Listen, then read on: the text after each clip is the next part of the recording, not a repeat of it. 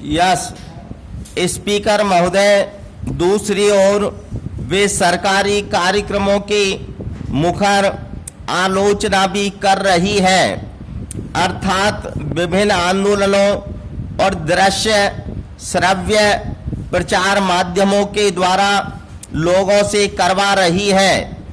इन आलोचनाओं में लोगों पर बढ़ते आर्थिक बोझ और समाज में आने वाले संकट का ऐसा प्रभावशाली वर्णन होता है कि लगता है लोगों के सच्चे हमदर्द ये ही हैं। बड़ी चतुराई से ये लोग साम्यवाद के क्रांतिकारी शब्दावली को लेकर जब सरकारी कार्यक्रमों के धज्जियां उड़ाने पर उतरते हैं तो आम लोगों के दुख दर्द में सहयोगी बनने का दिखावा तो करते ही हैं।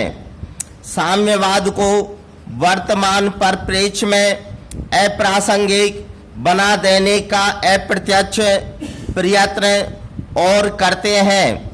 इनका प्रचार साहित्य पढ़कर ऐसा लगता है मानो तीसरी दुनिया की सारी विपत्तियों के समाधानकारी उपाय इनके पास है।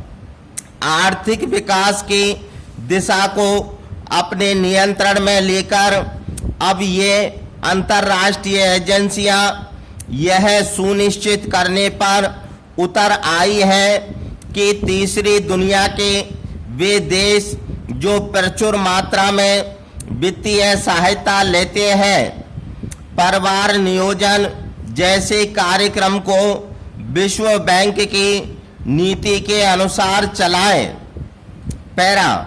परंतु यह कोई पहला अवसर नहीं है जब इन अंतर्राष्ट्रीय संस्थाओं ने हमारे परिवार नियोजन संबंधी कार्यक्रम को दिशा निर्देश दिया है।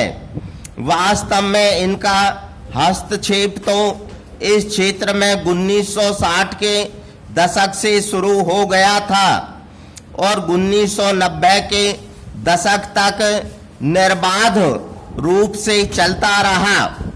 यह तथ्य इस बात से प्रमाणित होता है कि भारत में जनसंख्या नियंत्रण के लक्ष्य यहाँ की स्थितियों और क्षमताओं को ध्यान में रखकर नहीं, बल्कि यह ध्यान में रखकर निर्धारित किए गए कि विश्व जनसंख्या वृद्धि में भारत के योगदान को कितना कम किया जा सकता है।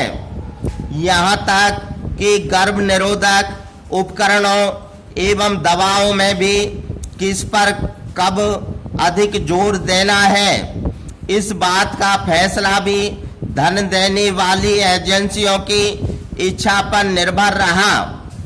लोगों को यह जानकर आश्चर्य होगा कि इनमें से कुछ एजेंसियों ने तो अपना अनुदान ही मुद्रा में न देकर आर्थिक या समग्र रूप से गर्भ निरोधकों के रूप में दिया। साथ ही यह भी सच है कि परिवार नियोजन कार्यक्रम तथा जनसंख्या नीति की समीक्षा करने वाली समिति के अधिकतर सदस्य भी अंतर्राष्ट्रीय प्रचार अभियानों से जितने प्रभावित रहे उतने आम लोगों की चिंताओं या कठिनाइयों से नहीं रहे। यह नीति अपनाना उचित नहीं है।